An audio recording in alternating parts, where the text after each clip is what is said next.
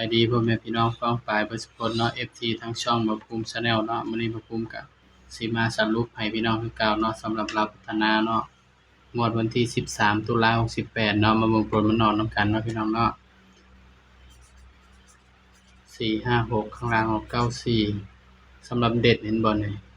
เด่นนี่ก็มาอยู่พี่น้อง03แต่ว่ามันอยู่ข้างหน้าเนาะนี่03มันก็มาอยู่แต่ว่ามันอยู่ข้างหน้าเนาะ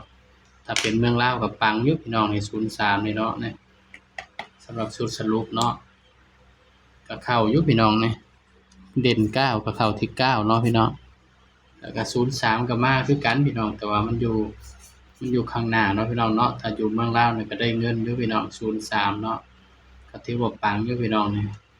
แต่ว่าอยู่เมืองไทยเอาตัวกลางเป็นเป็นล่างเนาะแต่ว่าอยู่เมืองลาวเอา03เป็นล่าง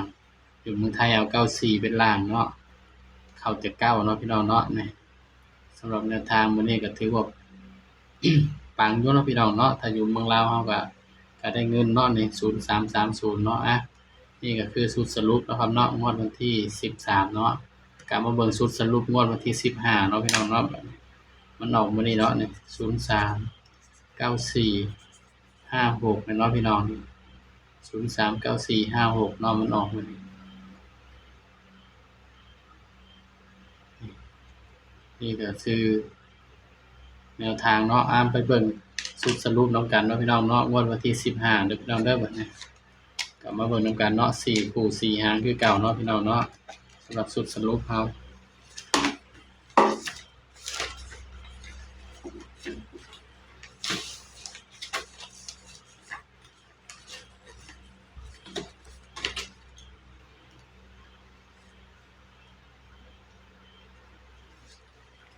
ถ้าอยู่เมืองลาวนี่ก็ได้เงินแล้วเนาะพี่น้อง03เนี่ย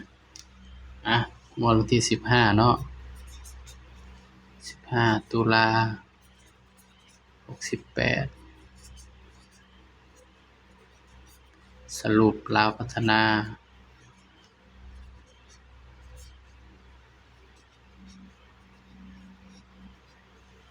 มื้อเช้าพู้นแหล้วปังๆเนาะครับเนาะสำหรับงวดวันที่15นี่เนาะสรุปนำกันแต่ว่างวดนี้ก็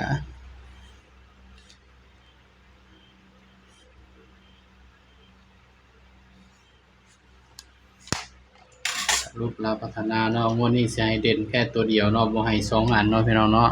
ถ้า2อัน FC ก็จับรูดบ่ได้เนาะพี่น้องสำหรับเด่นเนาะงวดนี้เนาะ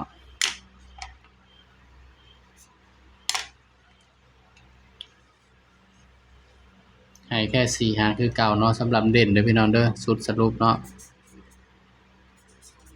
เด่น4กับ5เนาะครับเนาะนี่เด่น4กับ5เด้อพี่น้องเด้อบางเทื่อบ่าวจับคู่ให้อาจสิบ่เข้าก็ได้เด้อพี่น้องสายไผเป็นสายรูดสายวิ่งก็ไปรูดไปวิ่งเอาเนาะครับเนาะก็มาจับคู่รวมกันเนาะสำหรับชุดสรุปเนาะ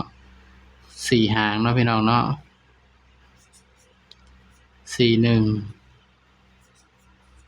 43 41 43 51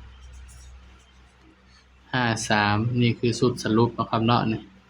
ย้ำว่าตัวเลขก็ให้เพื่อเป็นแนวทางเท่านั้นเนาะครับเนาะชุดสรุปเนาะ41 43 51 53สำหรับชุด3ตัวเนาะพี่น้อง4 5 6